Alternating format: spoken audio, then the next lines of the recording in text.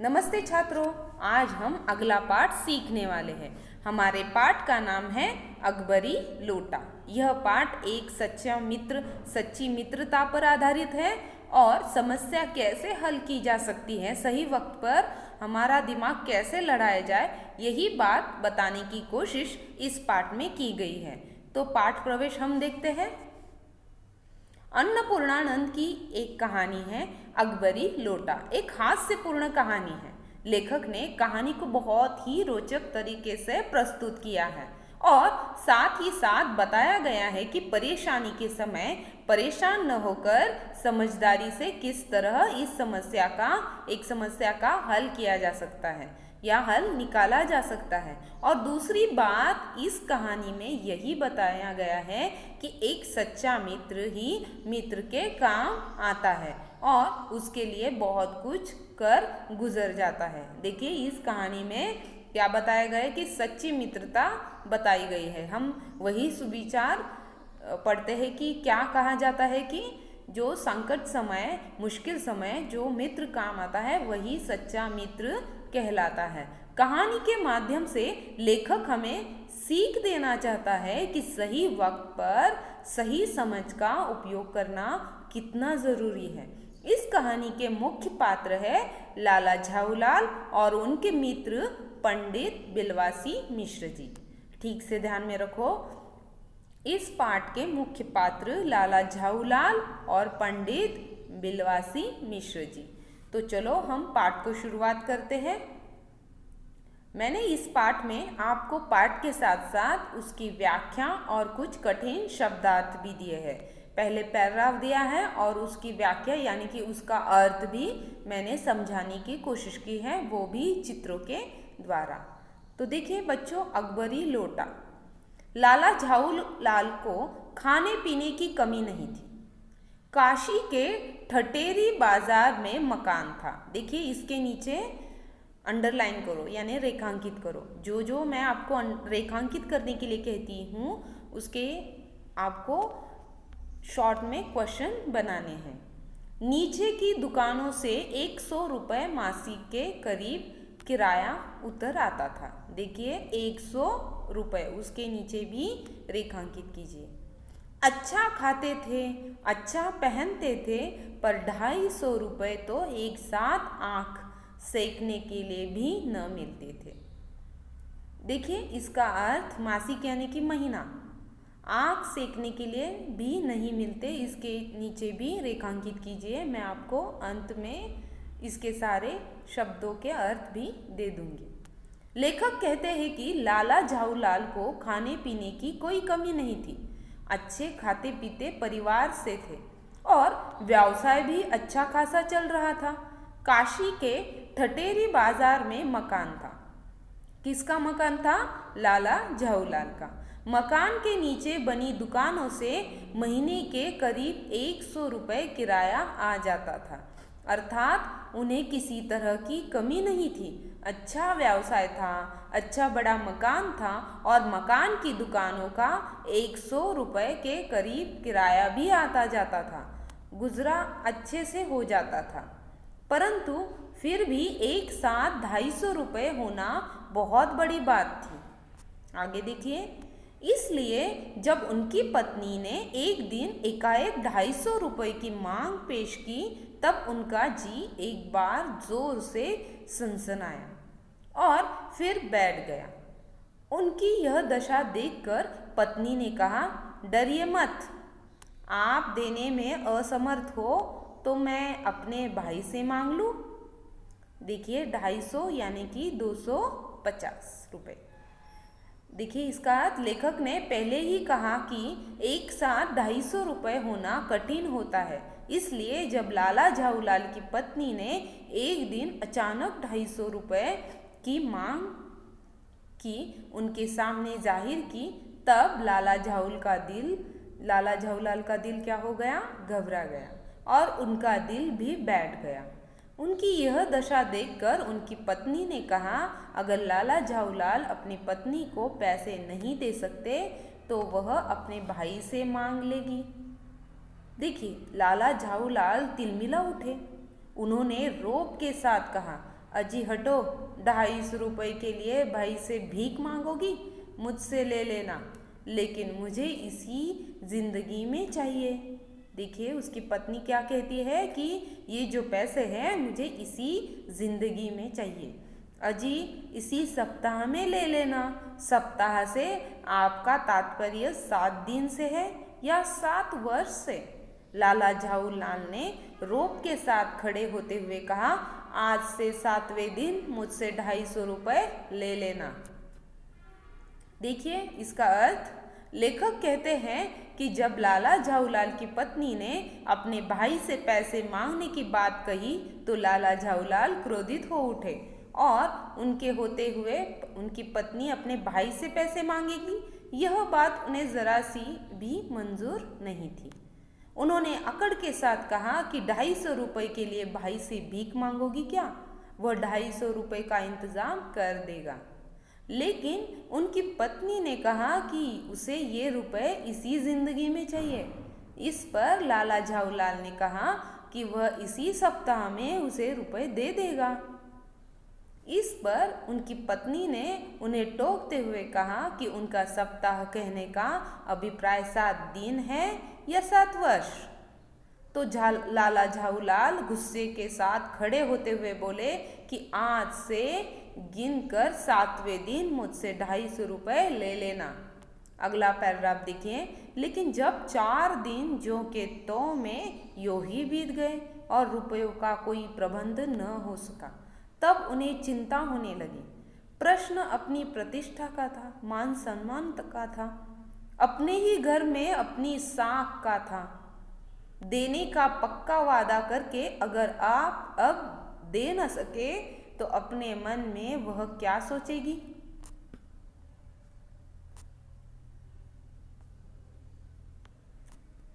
देखिए इसका अर्थ, लेखक कहता है कि 7 दिन बाद रुपए लेने के लिए तो लाला झाऊलाल ने बोल दिया था, लेकिन जब 4 दिन का समय ऐसे ही बिना रुपयों का प्रबंध किए बीत गया तो लाला झाऊलाल को चिंता होने लगी कि उन्होंने अपनी पत्नी को पैसे देने का वादा तो कर दिया, अगर नहीं दे पाए तो क्या होगा?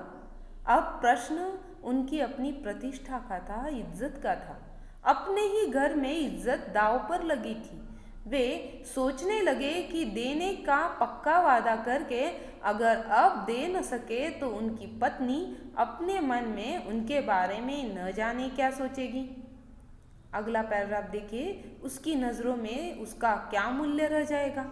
अपनी वाहवाही की सैकड़ों गाथाएं सुना चुके थे, अब जो एक काम पड़ा तो चारों खाने चित्त हो रहे। यह पहली बार उसने मुंह खोलकर कुछ रुपयों का सवाल किया था। इस समय अगर दुम दबाकर निकल भागते हैं तो फिर उसे क्या मुंह दिखलाएंगे?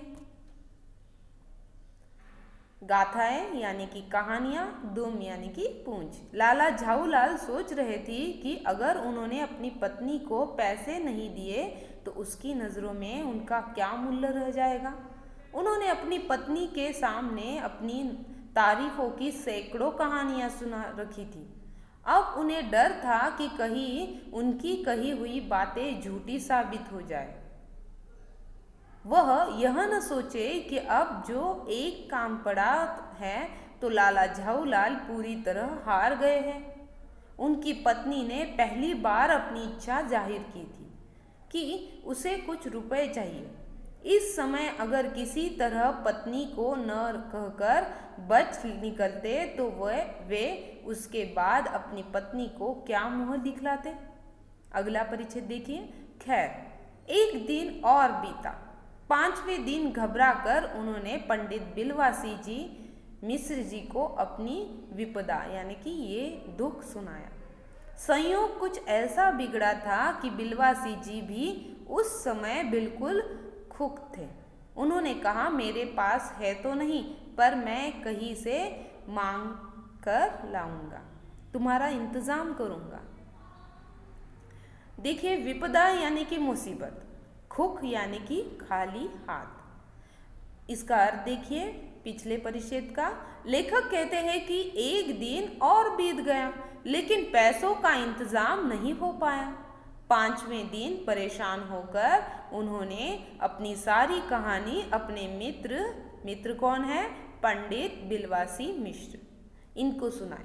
लाला झाऊलाल की किस्मत इतनी खराब थी कि उस समय अपने मित्र बिलवासी जी के पास भी उतना पैसा नहीं था जितने की वह मांग रहे थे, परंतु लाला झाऊलाल के मित्र ने उन्हें तसल्ली दी, समझाया देते हुए कहा कि उनके पास तो इस समय तो उनके पास उतने पैसे नहीं हैं जितने की लाला झाऊलाल मांग रहे थे, परंतु उन्होंने कहा मित्र होने के नाते उनकी मदद करने के लिए किसी से मांग कर लाने की कोशिश करेंगे और अगर पैसों का इंतजाम हो गया तो कल शाम तक वे लाला झाऊलाल को जरूर दे देंगे। अगला परिच्छेद देखिए। वही शाम आज थी, हफ्ते का अंतिम दिन। कल 250 रुपये तो या तो गिन देना है या सारी हेंकड़ी के साथ हाथ धोना है। यह सच है कि कल रुपया न लाने पर उनकी स्त्री उन्हें डामल फांसी न कर देगी, केवल जरा सा हंस देगी, पर वह कैसी हंसी होगी कल्पना मात्र से झाऊलाल में मरोड़ दिए। देखिए हैंकड़ी यानी कि अकड़, इसका अर्थ देखिए पिछले परिच्छेद का।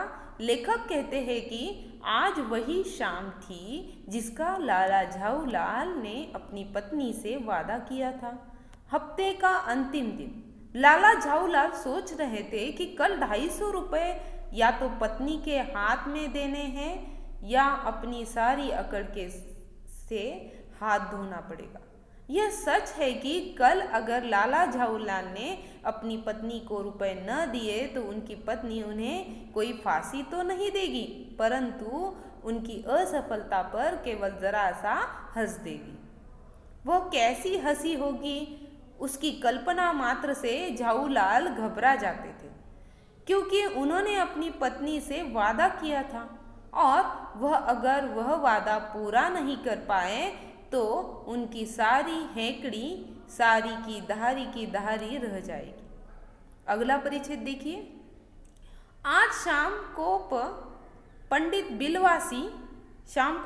बिलवासी जी मिश्र जी को आना था। यदि न आए तो यही कहीं रुपए का प्रबंध वे न कर सके। इसी उधेड़ बुन में पड़े लाला झाऊलाल छत पर टहल रहे थे। कुछ प्यास मालूम हुई, उन्होंने नौकर को आवाज दी। नौकर नहीं थे, खुद उनकी पत्नी पानी लेकर आई। देखिए क्या अर्थ है।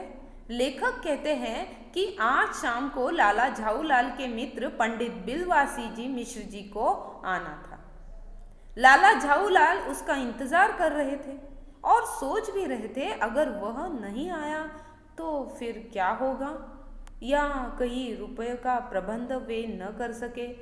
तरह तरह के सवाल उनके दिमाग में आ रहे थे। इसी फिक्र में पड़े लाला झाऊलाल छत पर टहल रहे थे। वह बहुत ही चिंता में थे। ऐसी घबराहट के कारण उन्हें प्यास लगी। उन्होंने नौकर को आवाज दी। नौकर नहीं था, खुद उनकी पत्नी पानी लेकर ऊपर छत पर चली आई। देखिए अगला परिच्छेद। वह पानी तो जरूर लाई पर गिलास लाना भूल गई थी। केवल लोटे में पानी लिए वह प्रकट हुई। फिर लोटा भी संयोग से वह जो अपनी बेढंगी सूरत के कारण लाला झाऊलाल को सदा नापसंद था। प्रकट यानी कि उपस्थिति, बेढंगी यानी बेकार आकार। लेखक कहते हैं कि जब लाला झाऊलाल ने पानी लेने के लिए आवाज दी तो नौकर के बजाय उनकी पत्नी पानी लेकर आई, लेकिन वह जल्दबाजी में गिलास लाना भूल गई। वो लोटा ही लेकर आई। उनकी पत्नी लोटा भी वह लाई जो लाला झाऊलाल को उसकी बिना ढंग की सूरत यानी बेढंग सूरत थी। जो लोटा था वो अलग आकार का था, इसके कारण बिल्कुल भी पसंद नहीं था। अगला पैराग्राफ देखिए। था तो नया, साल 2 साल का ही बना, पर कुछ ऐसी गढ़न यानी आकार उस लोटे का था कि उसका बाप डमरू माँ चिलम हो रही हो। देखिए हमारे चित्र में दिखाई दे रहा है कि किस तरह लोटा होगा। इमेजिन कीजिए, सोचिए कि वो लोटा किस तरह दिखाई देता होगा। लाला ने लोटा ले लिया, बोले कुछ नहीं, अपनी पत्नी का अदब मानते थे, मानना ही चाहिए, इसी को सभ्यता कहते हैं। जो पति अपनी पत्नी का न हुआ वो पति कैसा। देखिए अदब यानी कि सम्मान। इसका अर्थ देखिए, लेखक कहते हैं कि जिस लोटे में लाला झाऊलाल की पत्नी पानी लाई थी वह पैसे तो नया नहीं था, वह वैसे तो नया नहीं था, साल 2 साल पहले बनाया गया था, परंतु उस लोटे की बनावट कुछ इस तरह की थी, देखने पर लगता था कि उसका बाप डमरू और माँ चिलम रही होगी। लाला ने लोटा ले लिया, अपनी पत्नी का वह बहुत सम्मान करते थे, इस कारण वह कुछ नहीं बोले, जबकि उन्हें लोटा एक आंख भी नहीं भाता था, लेकिन अच्छा नहीं लगता था। हर पति को अपनी पत्नी का सम्मान करना चाहिए, इसी को सभ्यता कहते हैं। यह बात भी बिल्कुल सही है कि पति अपनी पत्नी का न हुआ तो वह किसी और का कैसे हो सकता है। देखिए अगला परिच्छेद। फिर उन्होंने यह भी सोचा कि लोटे में पानी दे तभी भी गनीमत है, अभी अगर चूं कर देता हूं तो बाल्टी में भोजन मिलेगा, तब क्या करना बाकी रह जाएगा। लेखक कहते हैं कि अब लाला ने सोचा कि अभी उनकी पत्नी लोटे में पानी लेकर आई है, वही सही है। अगर अभी लाला झाऊलाल ने कुछ बोला तो उनकी पत्नी बुरा मान जाएगी और खाना बाल्टी में मिल जाएगा। जान पड़ता है कि इस महत्वपूर्ण विषय पर उन लोगों ने कुछ नहीं कहा। लाला झाऊलाल मुश्किल से 2-1 घूंट पी पाए होंगे कि न जाने कैसा उनका हाथ हिल उठा और लोटा छूट गया। लोटे ने दाएं देखा न बाएं, वह नीचे गली की ओर चल पड़ा, यानी नीचे गिर रहा था, हाथ से फिसल गया। लेखक कहते हैं कि ऐसा मालूम होता है कि किसी बड़े बुजुर्ग ने कभी नहीं कहा कि छत के किनारे के पास खड़े होकर पानी नहीं पीना चाहिए। इस महत्वपूर्ण विषय पर किसी ने ध्यान ही नहीं दिया होगा। लाला झाऊलाल मुश्किल से 1-2 घूंट पी पाए होंगे कि न जाने उनके हाथ हिल गया और लोटा उनके हाथ से छूट गया। लोटा इस तरह गिरा कि वह इधर उधर टकराने के बजाय सीधा गली की ओर चल पड़ा। अगला परिच्छेद देखिए।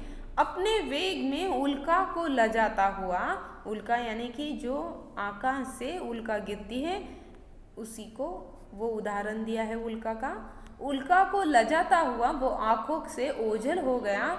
किसी जमाने में न्यूटन नाम के किसी खुराफती ने पृथ्वी की आकर्षण शक्ति की एक चीज इजाद की थी, यानी कि कहा था, कहना न होगा कि यह सारी शक्ति इस समय लोटे के पक्ष में थी। लाला को काटो तो बदन में खून नहीं। ये चलती हुई गली में ऊंचे 3 मंजिले से भरे हुए लोटे का गिरना हंसी खेल नहीं। वेग यानी कि गति, ओझल यानी कि गायब, इरजाद यानी कि खोज। लेखक कहते हैं कि वह लोटा उस गति से नीचे गली की ओर गया जिस गति से आसमान में उल्का पिंड नजर आते हैं, और उसी तेजी गति से वह लोटा नजरों के सामने गायब हो गया। लेखक की किसी जमाने में न्यूटन का नाम में खुराफती वैज्ञानिक ने पृथ्वी की आकर्षण शक्ति, जिसे हम ग्रेविटी कहते हैं, नाम की एक चीज की खोज की थी। ऐसा लग रहा था आज वह सारी शक्ति इस समय लोटे के पक्ष में थी। लाला के होश उड़ गए क्योंकि उनका घर तीसरी मंजिल पर था और इतनी ऊंचाई से लोटे का गिरना कोई हंसी मजाक नहीं था। अगर किसी के सिर पर गिरा तो उसका जो बुरा हाल होगा वह देखने लायक होगा। अगला परिच्छेद देखिए। यह लोटा न जाने किस अनधिकारी के झोपड़े पर काशीवास का संदेश लेकर पहुंचेगा। कुछ हुआ भी तो ऐसा ही। गली में जोर का हल्ला उठा। लाला झाऊलाल तक दौड़कर नीचे उतरे। तब तक एक भारी भीड़ उनके आंगन में घुस आई। देखिए, हल्ला यानी कि शोर, इसका अर्थ देखिए। लेखक कहते हैं कि लाला अब घबरा गए थे कि अगर लोटा किसी के सिर पर गिर गया तो क्या होगा। कुछ हुआ भी तो ऐसा ही। गली में जोर का शोर होने लगा। लाला को लगा कि आखिर में लोटा किसी न किसी के सिर पर जरूर जाकर गिरा होगा, जो इतने जोर से आवाज आई। लाला झाऊलाल तब तक घबरा कर नीचे आए, तब तक एक भारी भीड़ उनके आंगन में घुस आई थी। अगला परिच्छेद देखिए। लाला झाऊलाल ने देखा कि इस भीड़ में प्रधान पात्र एक अंग्रेज है जो नखशिख से भीगा हुआ था। नखशिख यानी पैरों से ऊपर से सिर तक, नीचे से सिर तक भीगा हुआ था, उसे नखशिख कहा है। और जो अपने एक पैर को हाथ से सहलाता हुआ दूसरे पैर पर नाच रहा था। उसी के पास अपराधी लोटे को भी देखकर लाला झाऊलाल जी ने फौरन 2 और 2 जोड़कर स्थिति को समझ लिया। गिरने के पूर्व लोटा एक दुकान के साइबान से टकराया। देखिए, प्रधान यानी कि मुख्य, पूर्व यानी कि पहले। देखिए इसका अर्थ। लेखक कहते हैं कि जब लाला झाऊलाल को चीखने चिल्लाने की आवाज आई तो वह नीचे दौड़े चले आए और उन्होंने देखा कि उनके आंगन में लोगों की भीड़ लगी है।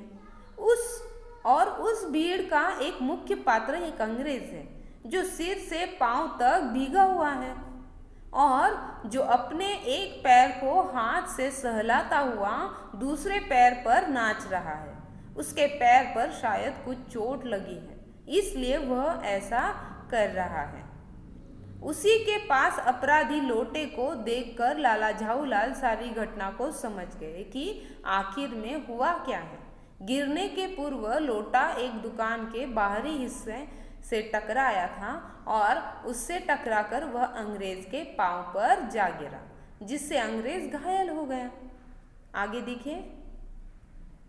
वहां टकराकर उस दुकान पर खड़े उस अंग्रेज को उसने सांगो पांग स्नान कराया और फिर उसी के बूट पर आ गिरा।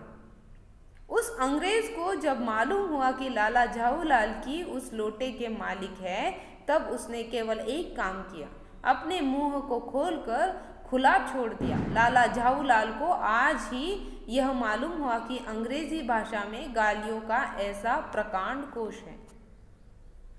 कोश यानी कि खजाना। लेखक कहते हैं कि लोटे ने दुकान पर खड़े उस अंग्रेज को पूरी तरह से सिर से लेकर पांव तक धो दिया और फिर उसी के जूते पर जा गिरा। उस अंग्रेज को जब मालूम हुआ कि लाला झाऊलाल की ही उस लोटे के मालिक है, तब उसने केवल एक काम किया, वह चीखने चिल्लाने लगा और मालिक को दोषी ठहराने लगा। लाला झाऊलाल को आज ही यह मालूम हुआ कि अंग्रेजी भाषा में भी गालियों का ऐसा विशाल खजाना है। आगे देखिए। इसी समय पंडित बिलवासी मिश्र भीड़ को चीरते हुए आंगन में आते दिखाई पड़े। उन्होंने आते ही पहला काम किया, उस अंग्रेज को छोड़कर और जितने आदमी आंगन में घुस आए थे सबको बाहर निकाल दिया। फिर आंगन में कुर्सी रखकर उन्होंने साहब से कहा, आपके पैर में शायद कुछ चोट आ गई है, अब आप आराम से कुर्सी पर बैठ जाइए। देखिए इस परिच्छेद का अर्थ। लेखक कहते हैं कि जिस समय अंग्रेज लाला को बुरा भला कह रहा था, इसी समय पंडित बिलवासी मिश्र जो लाला झाऊलाल के मित्र हैं, भीड़ को चीरते हुए आंगन में आते हैं दिखाई पड़े। उन्होंने देखा कि सब लोग उनके मित्र को दोषी ठहरा रहे हैं, तो उन्होंने सबसे पहले समझदारी देखते हुए अंग्रेज को छोड़कर बाकी जितने लोग थे सबको बाहर का रास्ता दिखाया और फिर आंगन में कुर्सी रखकर उन्होंने उस अंग्रेज से कहा कि उसके पैर में शायद कुछ चोट आ गई है, इसलिए वह आराम से कुर्सी पर बैठ जाए। आगे देखिए, साहब बिलवासी जी को धन्यवाद देते हुए बैठ गए और लाला झाऊलाल की ओर इशारा करके बोले, आप इस शख्स को जानते हैं? बिल्कुल नहीं, और मैं ऐसे आदमी को जानना भी नहीं चाहता जो निरीह राह चलते पर लोटे के वार करते हैं। देखिए, निरीह यानी कि बेचारा। इसका अर्थ देखिए, लेखक कहते हैं कि जब पंडित बिलवासी जी ने अंग्रेज को बैठने को कहा तो अंग्रेज बिलवासी जी को धन्यवाद देते हुए बैठ गया और लाला झाऊलाल की ओर इशारा करके अंग्रेज ने बिलवासी जी को पूछा कि क्या वे लाला को जानते हैं। बिलवासी बिल्कुल मुकर गए और कहते हैं कि वे लाला झाऊलाल को बिल्कुल भी नहीं जानते और न ही वह ऐसे आदमी को जानना चाहते हैं जो राह चलते व्यक्तियों को लोटे से चोट पहुंचाए। आगे बिलवासी जी कहते हैं कि उनकी नज़र में यह इंसान एक खतरनाक पागल है। बिलवासी जी ने ऐसा अंग्रेज को शांत करने के लिए कहा था। अगला परिच्छेद देखिए, नहीं, मेरी समझ में he is a dangerous criminal, नहीं, यह खतरनाक मुजरिम है। परमात्मा ने लाला झाऊलाल की आंखों को इस समय कहीं देखने के साथ खाने की भी शक्ति दे दी होती तो यह निश्चय है कि अब तक बिलवासी जी को वे अपनी आंखों से खा चुके होते।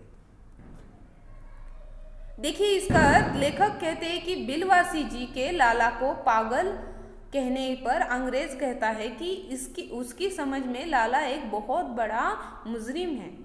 लेखक कहते हैं कि उस समय लाला को देखने से लग रहा था कि अगर परमात्मा ने लाला झाऊलाल की आंखों को इस समय देखने के साथ खाने की भी शक्ति दे दी होती तो यह निश्चय है कि अब तक बिलवासी जी को वे अपने आंखों से खा चुके होते, क्योंकि लाला को समझ नहीं आ रहा था कि बिलवासी जी लाला के मित्र है या अंग्रेज के। आगे देखिए, वे समझ नहीं पाते कि बिलवासी जी को इस समय क्या हो गया है। साहब ने बिलवासी जी से पूछा, क्या करना चाहिए? पुलिस में इस मामले की रिपोर्ट कर दीजिए, जिससे यह आदमी फौरन हिरासत यानी कि गिरफ्तार में ले लिया जाए। पुलिस स्टेशन है कहाँ? पास में ही है। चलिए, अभी चला, आपकी इजाज़त हो तो पहले मैं इस लोटे को इस आदमी से खरीद लूँ। क्यों जी, बेचोगे? मैं 50 रुपये तक इसके दाम दे सकता हूँ। लेखक कहते हैं कि जब बिलवासी जी लाला के साथ देने के बजाय उस अंग्रेज का साथ दे रहे थे तो लाला को कुछ भी समझ नहीं आ रहा था कि बिलवासी जी को इस समय क्या हो गया है। अंग्रेज ने बिलवासी जी से पूछा, तब उन्होंने क्या करना चाहिए? तो इस पंडित बिलवासी जी ने अंग्रेज व्यक्ति को सलाह दी कि पुलिस थाने में रिपोर्ट कर दो और लाला के खिलाफ शिकायत दर्ज कर दो ताकि इस आदमी को तुरंत गिरफ्तार कर लिया जाए। इस सलाह पर अंग्रेज पूछता है कि पुलिस स्टेशन कहाँ है? बिलवासी जी कहते हैं पास ही है और अंग्रेज कहे तो वह उन्हें वहां तक पहुंचा दे और अंग्रेज भी कहता है कि तुरंत चलते हैं और इसे सजा दिलवाते हैं। अब बिलवासी जी अंग्रेज को कहते हैं कि वह अभी तुरंत उसके साथ पुलिस थाने चलेगा, परंतु फिर बिलवासी जी कहते हैं कि अगर अंग्रेज की इजाज़त हो तो पहले इस लोटे को लाला से खरीद लेना चाहता है। फिर बिलवासी जी लाला पूछते हैं कि क्या वह इस लोटे को बेचने के लिए तैयार है? वह इसके 50 रुपये देने के लिए तैयार है। लाला झाऊलाल तो चुप रहे, पर साहब ने पूछा, इस रद्दी लोटे के आप 50 रुपये क्यों दे रहे हो? लेखक कहते हैं कि लाला झाऊलाल अपने मित्र की इस तरह की योजना को चुपचाप खड़े देख रहे थे और अंग्रेज व्यक्ति ने बिलवासी जी से उस बेकार बदसूरत लोटे की इतनी बड़ी कीमत देने के पीछे की वजह पूछी कि वे इस बदसूरत लोटे के 50 रुपए क्यों दे रहे हैं। आप इस लोटे को रद्दी बताते हैं। आश्चर्य, मैं तो आपका एक विज्ञ और सुशिक्षित आदमी समझता था। देखिए बच्चों, यहाँ तक हम यह पाठ खत्म करते हैं। यह पहला भाग मैं यहाँ तक खत्म करती हूँ। आपको क्या करना है, यह पाठ ठीक से पढ़ना है और जो जो आपको कठिन शब्दार्थ है वो आप अपने कॉपी में लिख कर रखो। उसका अर्थ मैं आपको लिख के दूंगी। धन्यवाद। अगला पाठ हम आगे देखेंगे।